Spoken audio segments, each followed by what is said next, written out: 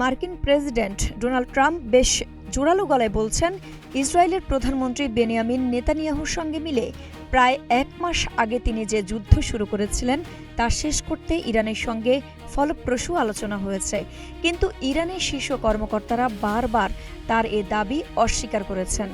যুদ্ধের দামামা আর সব পক্ষের প্রচারণার ভিড়ে কার কথা বিশ্বাসযোগ্য তা বোঝা কঠিন।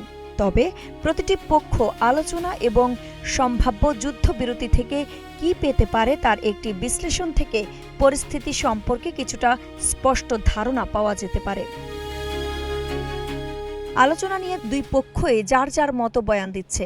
তাদের প্রকাশ্য মন্তব্য থেকে আসলে বোঝার উপায় নেই আড়ালে কোনো আলোচনা হচ্ছে কি না, হলেও তা কোন পর্যায়ে আছে।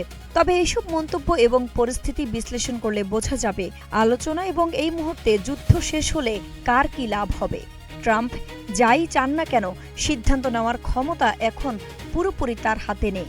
1 বছরের কম সময়ের মধ্যে দ্বিতীয়বার হামলার শিকার হওয়া ইরান এখন কার্যকর সমাধান ছাড়া যুদ্ধ থামাতে খুব একটা আগ্রহী নয় বলে মনে হচ্ছে।